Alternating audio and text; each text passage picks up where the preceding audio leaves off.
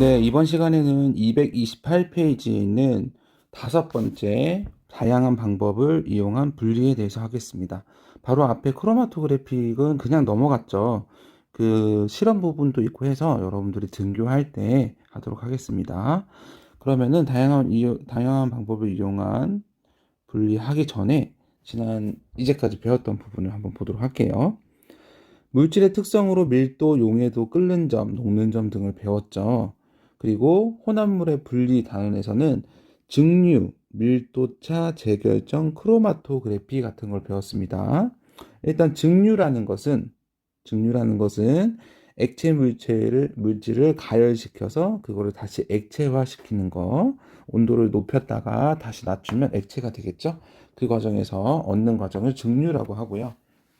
밀도차는 밀도 차이를 이용해서 뜨고 가라앉는 성질을 이용한 거고요. 고체 밀도 차이, 액체 밀도 차이가 달랐었습니다. 그리고 재결정은 물질의 용해도를 이용한 거였죠. 그 두 물질이 녹인 다음에 온도를 낮추면 어떤 물질이 석출되는 현상을 가지고 재결정으로 분리하는 방법이었습니다. 크로마토그래피가 아직 배우지 않은 상태고요. 이러한 혼합물의 분리를 이용해서 이번 시간에는 다양한 방법을 이용해서 여러 가지 물질들을 한 번에 분리하는 방법을 알아보도록 하겠습니다. 교과서에 나와 있는 부분인데요. 교과서에서는 물, 철, 염화나트륨, 스타이로폼을 섞은 물질이 있다고 합니다. 이때 얘네들을 어떻게 분리할지에 대해서 알아보려고 하는데요. 물질 4가지가 주어져 있고 각 물질의 특성들이 주어져 있습니다. 자, 물은 액체고 나머지 3개는 고체. 그리고 끓는 점이 이렇게 되어 있고요. 녹는 점도 나와 있고 밀도도 이렇게 되어 있습니다. 그리고 물에 녹는지 안 녹는지에 대한 용해도를 이렇게 표현을 했고요. 그러면은 2번에서 물어보는 부분을 해보도록 할게요. 2번에서는 4가지 물질이 섞여 있는데 이 각각의 혼합물을 분리하는 방법을 찾아보래요.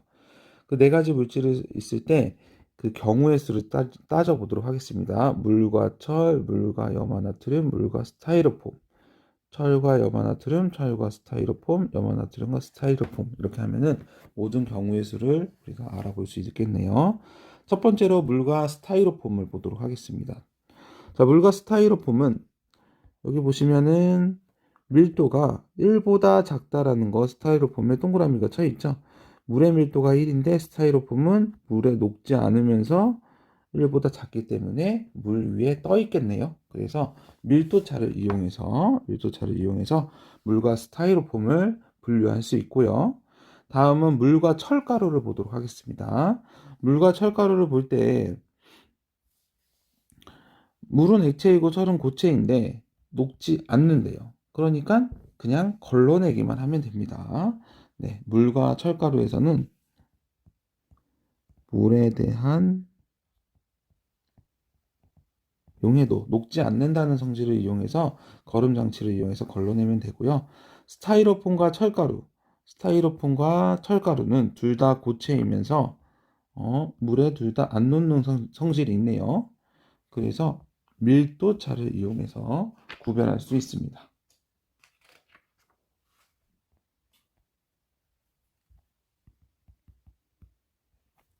네, 다음은 물과 염화나트륨에 대해서 보도록 하겠습니다. 물과 염화나트륨. 자, 물과 염화나트륨은 액체 고체인데 염화나트륨이 녹아요. 녹은 물질에서 이제 물을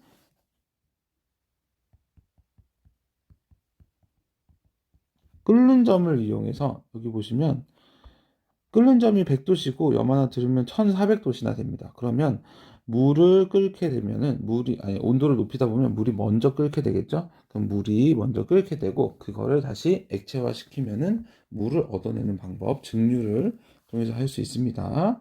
그래서 끓는 점을 이용하는 게 증류죠. 그리고 철과 염화나트륨은 둘 다 고체이고 끓는 점이 매우 높고 녹는 점도 매우 높다라는 거 적혀 있는데 밀도가 둘 다 물보다 크네요. 그런데 물에 대한 용해도에서 차이가 납니다. 염화나트륨은 녹지만 철은 녹지 않네요. 그래서 물에 대한 용해도를 통해서 철과 염화나트륨을 분리할 수 있습니다. 마지막으로 염화나트륨과 스타이로폼을 분리해 보도록 하겠습니다. 염화나트륨과 스타이로폼 둘 다 고체. 근데 끓는 점, 녹는 점을 가지고는 여기 정보가 없기 때문에 안 되고요. 밀도가 어떻게 작다는 거 있긴 한데 여기 녹아버리죠. 그래서 물과 스타이로폼도 물에 대한 용해도로 두 물질을 구별할 수 있습니다. 밀도가 차이 난다고 해도 그거를 이용하진 못하겠죠. 스타이로폼이 물에 뜨는 거, 염화나트륨 녹아버리고 이런 식으로 해서 걸러낼 수는 있겠네요. 자, 이번에는 요 네 가지 물질, 물과 철가루, 염화나트륨, 스타이로폼을 한번 분리해 보도록 할게요. 첫 번째 분리 방법은 네 가지가 섞였을 때 스타이로폼을 분리한다고 합니다. 스타이로폼. 아까 스타이로폼만 물보다 밀도가 작았기 때문에 밀도 차이에 의해서 분리하면 되고요. 그때 뜰채나 숟가락으로 떠내면 됩니다. 자, 나머지 순서는 여러분들이 한번 해보도록 할 거예요. 자, 시간을 줄 테니까 지금 해보도록 합시다. 네, 여러분이 한 거와 선생님이 진행하는 부분이 잘 맞는지 한번 보도록 할게요. 스타이로폼을 분리했습니다. 그럼 스타이로폼은 없어진 상태네요. 그러면 물 속에 철가루와 염화나트륨이 있는데 철가루는 물에 녹지 않는다고 했죠. 그래서 철가루를 분리할 수 있고요. 이거는 물에 대한 용해도를 가지고 분리할 수 있습니다. 철가루는 녹지 않고 물과 염화나트륨 물에 녹았기 때문에 거름 장치를 통해서 일단은 거름 종이가 있어야 되고 거름 종이를 끼울 깔때기가 있어야겠죠. 그거를 받을 비커가 있으면 되겠습니다. 그러면은 위에 철가루가 쌓여 있고 염화나트륨과 물이 섞인 녀석은 아래로 용액이 떨어지겠죠. 자, 이번에는 철가루가 없어졌고 물과 염화나트륨만 남았네요. 자, 물과 염화나트륨에서 물을 분리해 보도록 하겠습니다. 우리 염화나트륨과 물 분리할 때 처음으로 여러분들이 떠올리는 생각은 염화나트륨을 분리하는 소금 만드는 과정을 먼저 생각을 하실 텐데 그렇게 되면 물이 다 날아가 버리기 때문에 물을 먼저 조금 분리해 보도록 하겠습니다. 물을 분리할 때는 증류 방법을 사용하면 됩니다. 왜냐하면 물에 끓는 점이 100도씨였기 때문에 100도씨까지만 가열을 하면은 물이 증발하겠죠. 이 끓어서 기화하겠죠. 기화하는 그 수증기를 다시 액화시키면 물을 분리할 수 있습니다. 그러면 요 장치가 생각나지 않는 친구들이 있을 것 같아서요. 앞으로 돌려서 증류 부분을 보도록 할게요. 자, 여기서 가열을 하죠. 삼각 플라스크인데 꼭지가 달린 삼각 플라스크에 온도계를 꽂아 놓고 이번에는 물을 분리하기 때문에 100도씨 정도로 가열을 하겠죠. 그러면 끓임 쪽으로 해서 끓어오르는 거를 방지할 수 있고요. 자, 여기서는 지금 물과 염화나트륨이 섞여 있는 상태잖아요.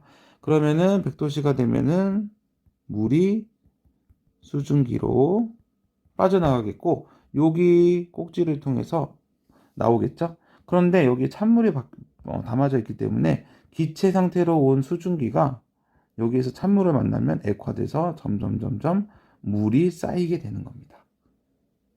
이해되시나요? 네, 그 과정이고요. 거기 관련된 준비물은 거기서 쓰시면 되고요. 자, 다시 돌아와서 한참을 넘겨야 되겠네요. 자, 이제 물을 어느 정도 분리했으니까는 염화나트륨을 해야 되는데 이거를 끝까지 끓이는 게 아니에요. 자, 이번에는 물을 일부 분리를 했고 어느 상태라고 되냐면 염전에 있는 상태라고 생각을 하시면 됩니다. 염화나트륨이 물에 가득 녹아 있는 상태입니다. 아까 물을 얻어냈기 때문에 이번에는 염화나트륨만 빼내면 돼요. 그래서 증발이나 끓는 점을 이용한 그 기화 현상을 이용하면은 소금을 얻어낼 수 있습니다. 간단하죠? 가열대만 있으면 됩니다. 가열을 통해서 그 물을 기화시키면은 남아있는 물질이 염화나트륨이 되겠습니다. 네, 이렇게 해서 여러분들 여러 가지 물질이 섞였을 때 그 두 물질을 분리하는 방법을 그 물질의 특성표를 통해서 찾아볼 수 있고요.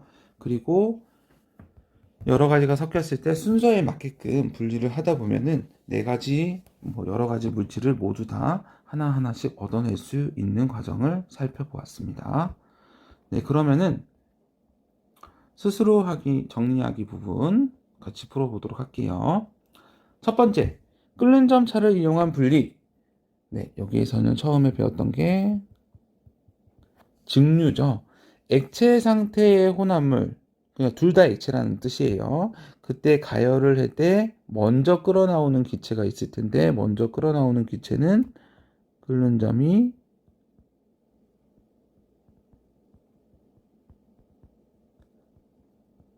낮은 기체고 이 끓는 점이 낮은 기체를 다시 냉각하면 액체 물질을 얻는 방법이라고 했습니다.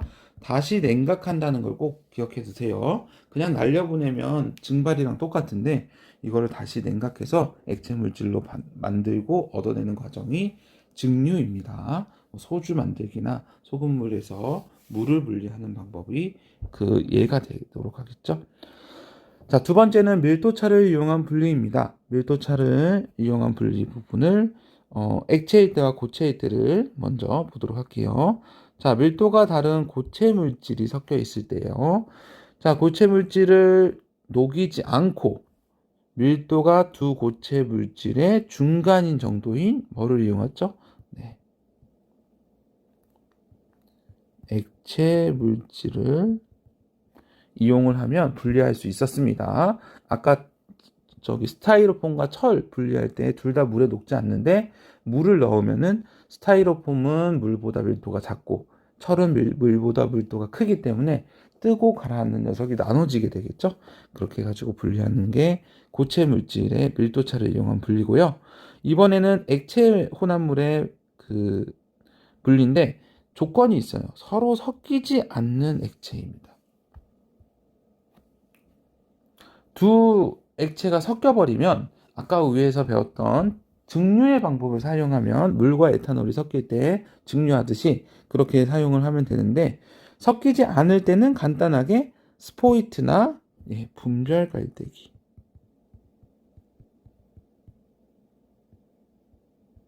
깔때기를 이용해서 분류를 할 수 있었습니다.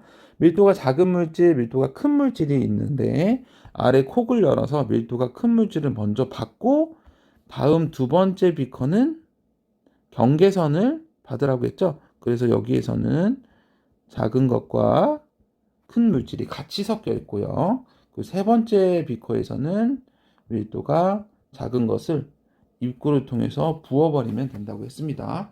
그러면 비커가 3개가 필요한데 밀도가 큰 물질, 작은 물질이 순수하게 분리가 되고요. 중간에 그 경계선 부분은 섞일 수밖에 없다고 말씀을 드렸습니다.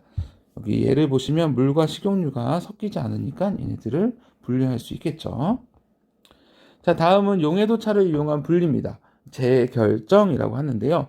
불순물이 소량 섞여 있을 때, 많이 섞여 있으면 안 된다고 했죠. 소량 섞여 있을 때 고체 물질의 용매에 녹인 다음에 용액의 온도를